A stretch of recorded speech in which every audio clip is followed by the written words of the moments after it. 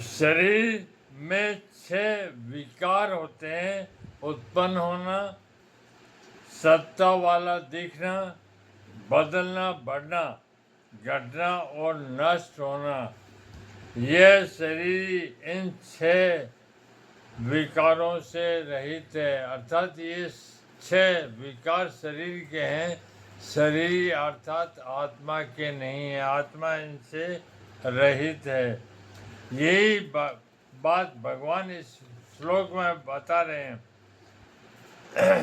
जैसे शरीर उत्पन्न होता है, ऐसे यह शरीर कभी भी किसी भी समय में उत्पन्न नहीं होता। जिस प्रकार शरीर उत्पन्न होता है, यह शरीर आत्मा उत्पन्न नहीं होता, यह तो सदा से ही है। भगवान ने इस शरीर को अपना अंश बताते हुए इसको सनातन कहा है, अर्थात भगवान श्री कृष्ण ने शरीर को अपना अंश बताते हुए सनातन कहा है। यह शरीर कभी मरता भी नहीं, मरता वही है जो पैदा होता है, और पीड़ित का प्रयोग वही होता है जहाँ पिंड प्राण का वियोग होता है। पिंड प्राण का वियोग शरीर में होता है, परंतु शरीर में सहयोग और वियोग दोनों ही नहीं होते। यह ज्यों का त्यों ही रहता है, इसका मरना होता ही नहीं। सभी विकारों में जन्मना और मरना, ये 2 विकार ही मुख्य है। अतः भगवान ने इनका 2 बार निषेध किया है। जिसको पहले नए जाते कहा है, उसी को दोबारा अज कहा है, और जिसको पहले नए प्रियते कहा, उसी को दोबारा नए हयंते हनुमाने शरीर कहा है। यह अविनाशी नित्य तत्व पैदा होकर फिर होने वाला नहीं, अर्थात यह स्वतः सिद्ध निर्विकार है। जैसे बच्चा पैदा होता है तो पैदा होने के बाद उसकी सत्ता होती है, जब तक वह गर्भ में नहीं आता तब तक बच्चा है। ऐसे उसकी सत्ता होनापन कोई भी नहीं कहता। तात्पर्य है कि बच्चे की सत्ता पैदा होने के बाद होती है, क्योंकि उस विकारी सत्ता का आदि और अंत होता है।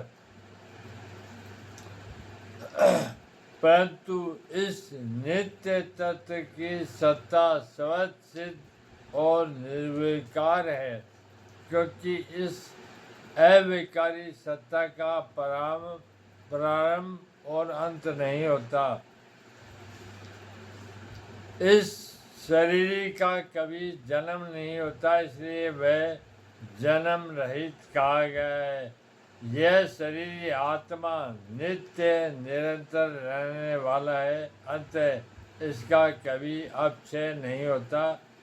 अपक्षय तो अनित्य वस्तु में होता है, जो कि निरंतर रहने वाली नहीं है।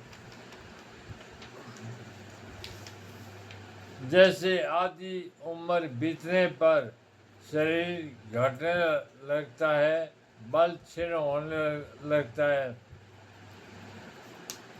इंद्रियों की शक्ति कम होने लगती है, इस प्रकार शरीर, इंद्रियां, अंतःकरण आदि तो अक्षय होता है, पर शरीर का अक्षय नहीं होता। इस नित्य तत्व में कभी किंचित मात्र भी कमी नहीं आती। यह नित्य तत्व निरंतर एक रूप एक रस रहने वाला है। इसमें अवस्था का परिवर्तन नहीं होता, अर्थात यह कभी बदलता नहीं। इसमें बदलने की योग्यता है ही नहीं। यह विनाशी तत्व पुराना अर्थात अनादि है। यह इतना पुराना है कि यह कभी पैदा हुआ ही नहीं।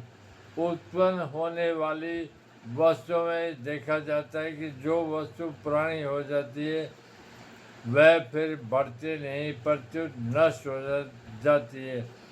फिर यह तो अनुत्पन्न तत्व है, इसमें बढ़ना रूप विकार कैसे हो सकता है? तात्पर्य है कि बढ़ना रूप विकार तो उत्पन्न होने वाली वस्तु में ही होता है, इस नित्य तत्व में नहीं। शरीर का नाश होने पर भी इस अविनाशी शरीर का नाश नहीं होता। यहाँ शरीर पद का देने का तात्पर्य है कि यह शरीर नष्ट होने वाला है। इस नष्ट होने वाले शरीर में ही 6 विकार होते हैं, शरीर में नहीं। इन पदों में भगवान ने शरीर और शरीर का जैसा स्पष्ट वर्णन किया है, ऐसा स्पष्ट वर्णन गीता में दूसरी जगह नहीं आया है।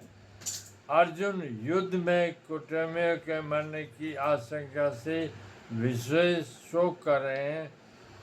उस शोक को दूर करने के लिए भगवान कहते हैं कि शरीर के मरने पर भी इस शरीर का मरना नहीं होता, अर्थात इसका अभाव नहीं होता, इसलिए शोक करना अनुचित है।